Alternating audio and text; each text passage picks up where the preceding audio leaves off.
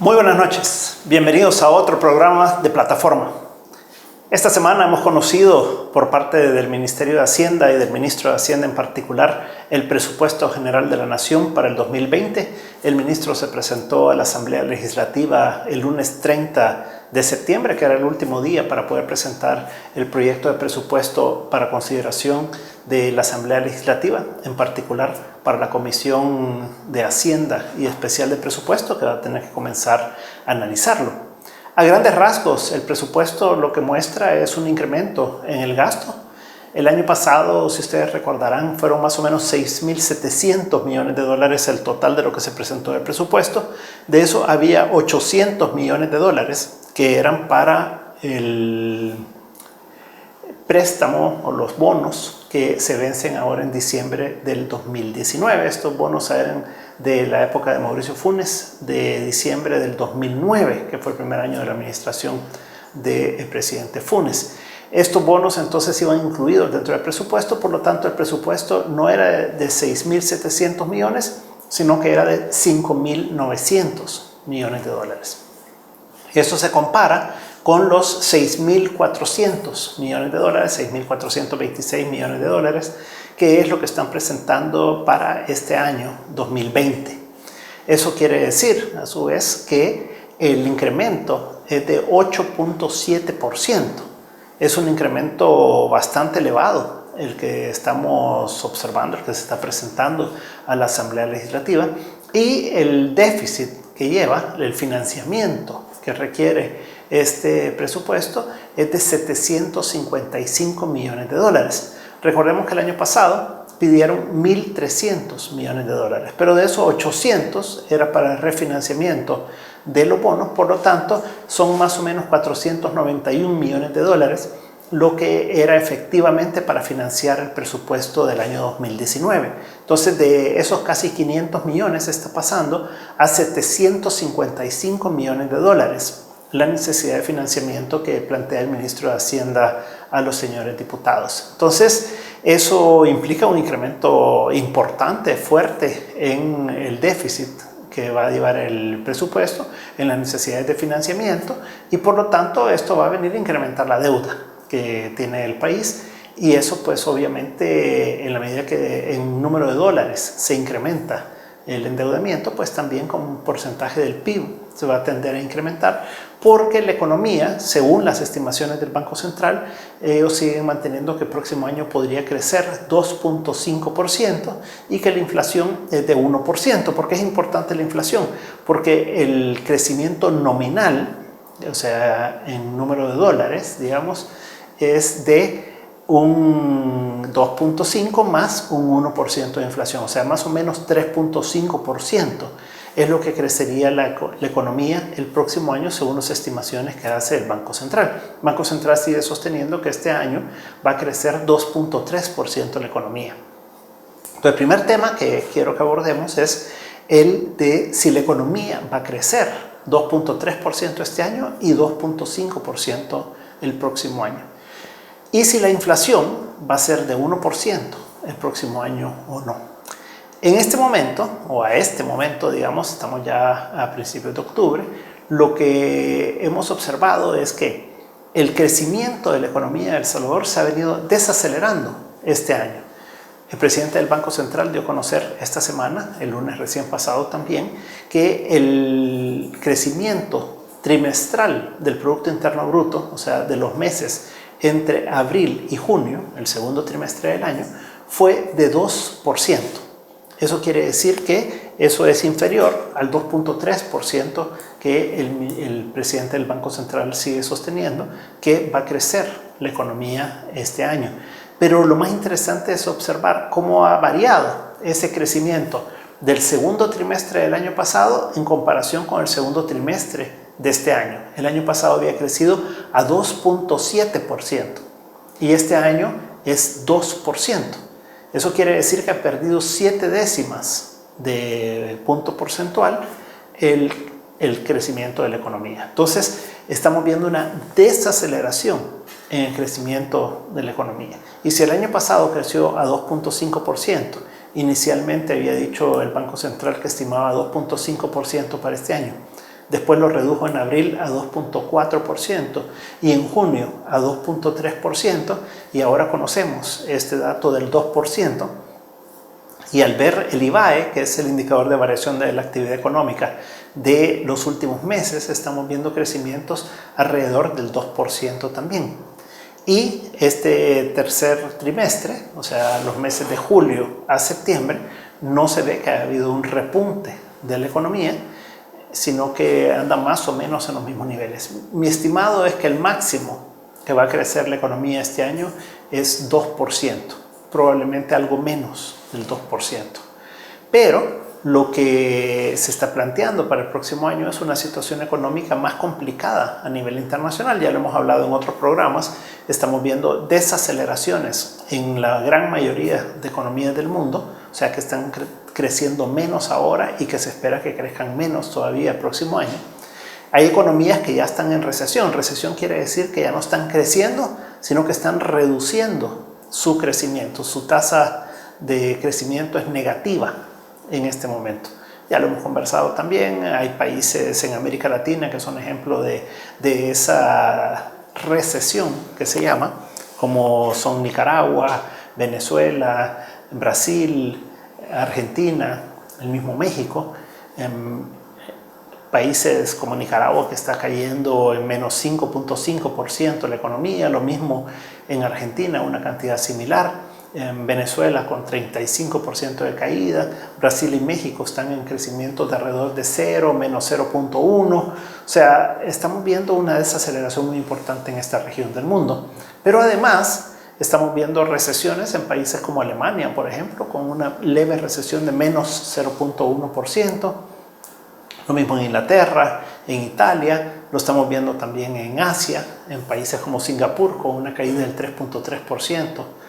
en su economía, lo mismo Hong Kong, y con todos los problemas que está teniendo, pues probablemente va a ser mayor la caída. Entonces, lo que augura el futuro es que no va a ser un mayor crecimiento el que va a haber que este año, sino muy probablemente un menor crecimiento.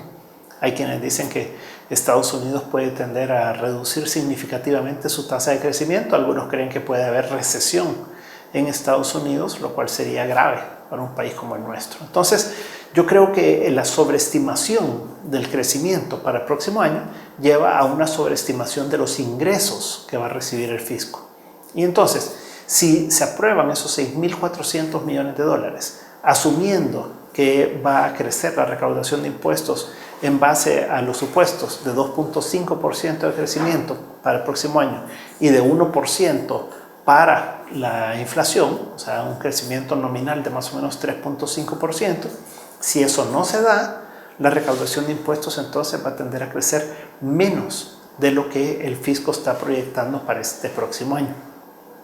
Y el déficit ya no sería un requerimiento de 755 millones de dólares, sino que requeriría más dinero para poder financiar el déficit adicional que podría haber si se llegara a aprobar el presupuesto tal como está. Entonces, yo creo que es bien importante que primero se evalúe si los ingresos están bien calculados, que haya una sensibilización de eso y decir, ¿qué pasa si en lugar de crecer 2,5% crece 1,5% la economía?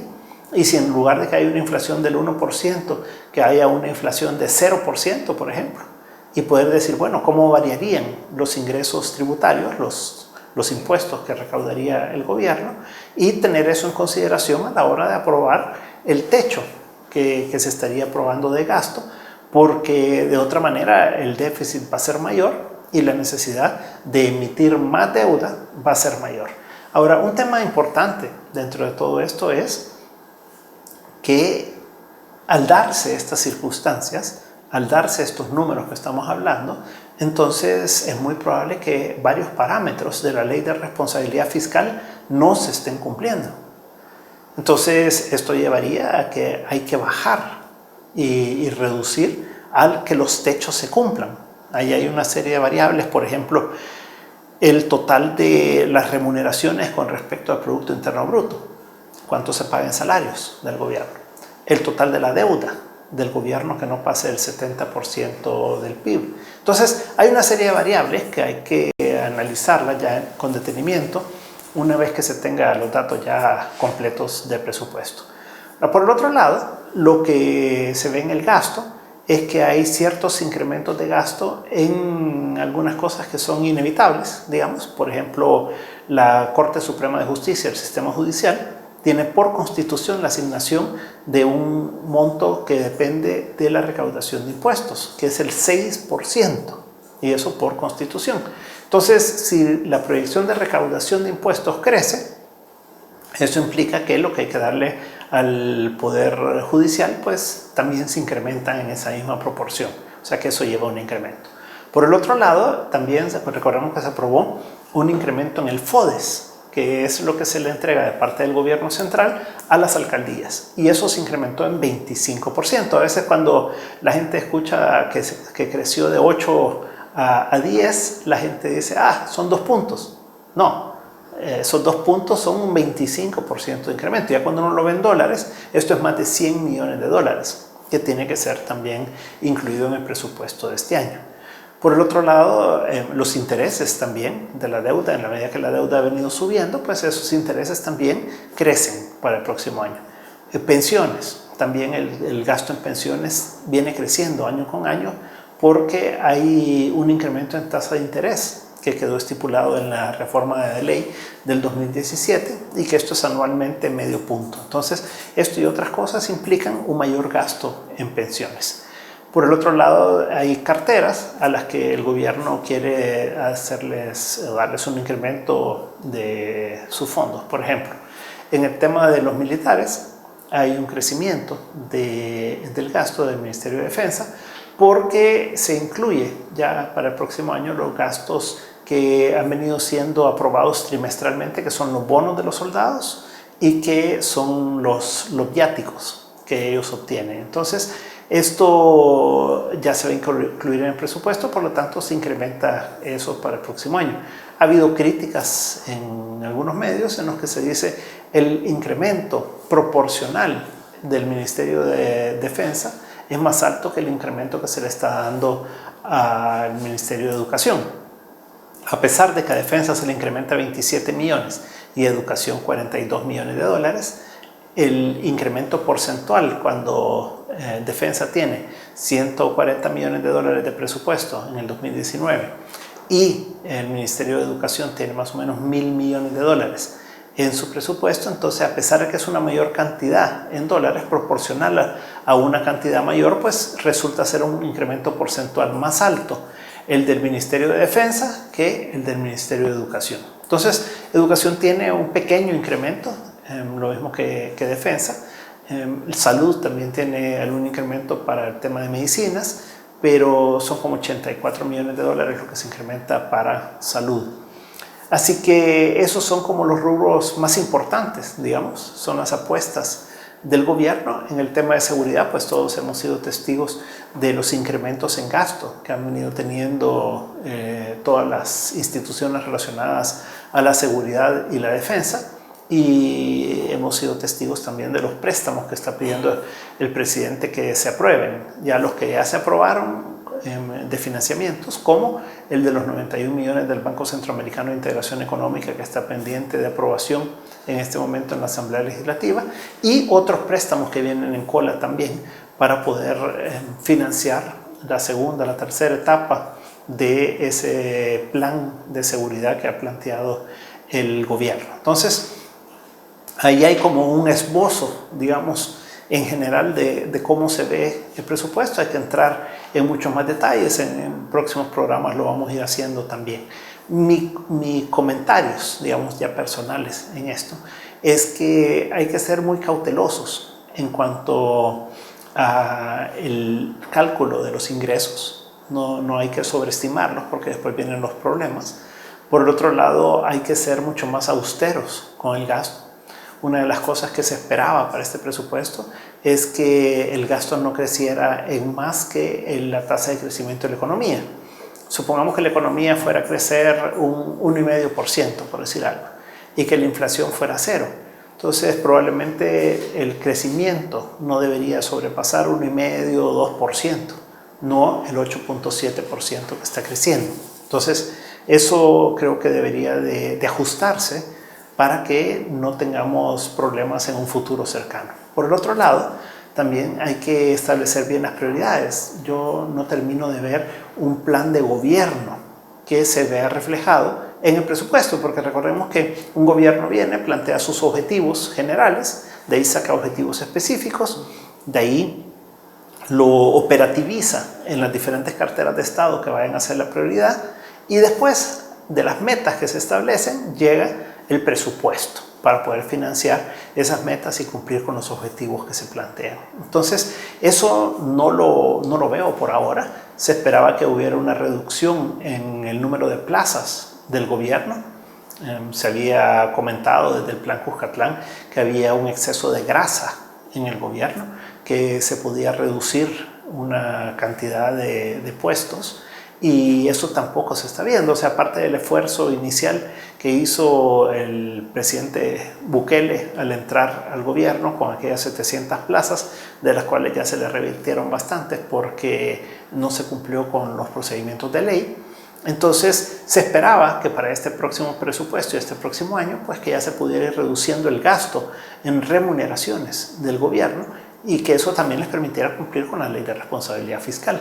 Eso no lo veo, por lo menos hasta donde he tenido conocimiento del presupuesto, y es algo que se debería de estar haciendo y ser bastante activo en ese sentido el gobierno para poder liberar recursos. Esa liberación de recursos que pudiera haber en X cantidad de plazas que se eliminaran, por ejemplo, podría ser reasignado para otras necesidades sociales importantes, como los que pueden ser en educación, los que pueden ser en salud. Siempre hay muchos proyectos que no se financian, que no están obteniendo los recursos necesarios por la escasez de dinero que se tiene siempre en el Estado, como en las casas, como en las empresas. En todos lados siempre hay limitación de recursos, y por lo tanto hay que saber priorizar y escoger cuáles son esas apuestas que se tienen. Entonces, ojalá que este gobierno pues pudiera plantear cuáles son las grandes apuestas, cómo las piensa ejecutar y cumplir, y de ahí entonces sale cómo las va a financiar.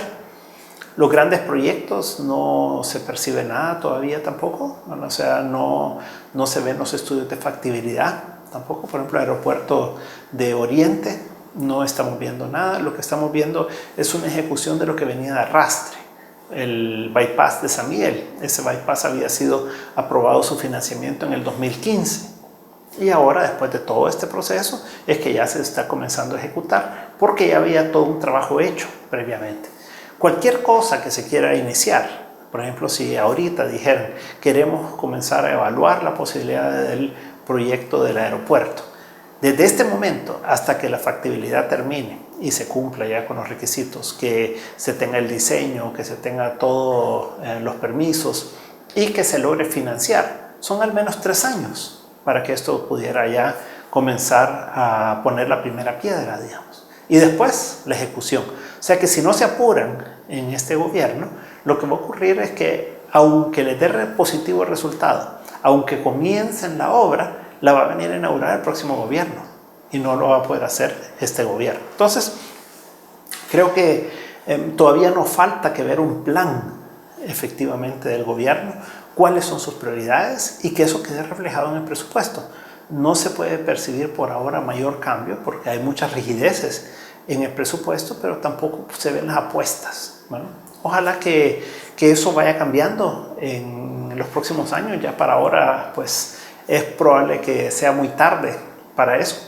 Es probable que sea muy poco lo que se pueda cambiar dentro del presupuesto, pero creo que el punto de fondo debería de ser cuidar cuánto se va a recaudar, cómo se va a financiar, y que ese financiamiento sea lo menos posible para que no se vaya a estar violentando la ley de responsabilidad fiscal, que es algo que se tiene que cumplir en el país y que deben ser los diputados los que obliguen a que eso se cumpla. Pues eso ha sido un poco el tema del presupuesto general de la Nación a vuelo de pájaro. Vamos a seguir profundizando en los números, y en una ocasión posterior pues los traeremos para que los podamos compartir. Muchas gracias por habernos acompañado esta noche, y nos veremos el próximo jueves si el Señor así lo permite. Muy buenas noches.